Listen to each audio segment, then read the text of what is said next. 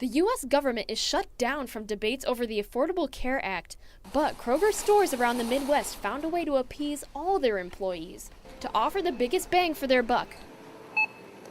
Kroger is dropping employee spouses from their health care coverage, allowing employees to shop around for a better plan. Central Division spokesman John Elliott laid out Kroger's plan for ensuring their workforce. Get that health care plan to the point we could stabilize it financially and we could all afford it. The second piece was to stabilize the pension plan. And the third piece was, frankly, to protect benefits coverage for as many part-time employees as we could. Full-time employees with spouses will get a $1,000 lump sum in January to offset any immediate health care costs.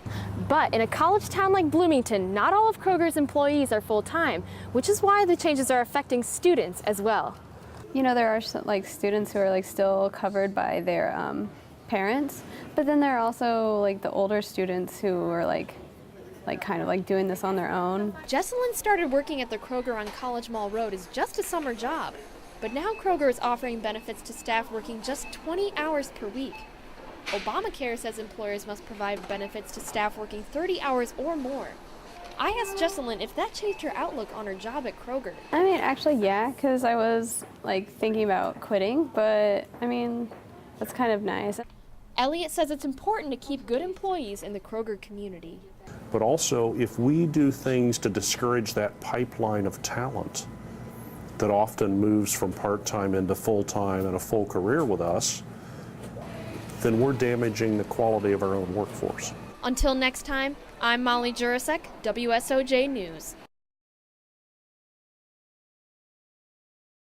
No one has the right to tell me what I can do with my own body, what I can eat, drink, or smoke. That was 1968. Just a year later, only 12% of Americans favored marijuana legalization.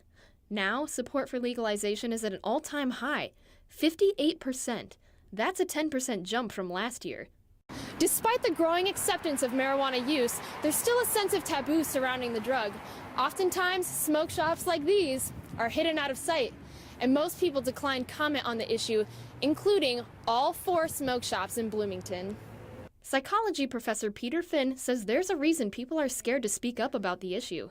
Well, the reason is that because people are afraid of being accused, like I said before, of being immoral or pro-drug and using that, especially in the political context. One anonymous junior said he had always been skeptical about trying marijuana because of its stigmas, until he tried it. I honestly thought, what was I missing this whole time? It was a great feeling, euphoria. He says he waited so he could prioritize academics and sports first.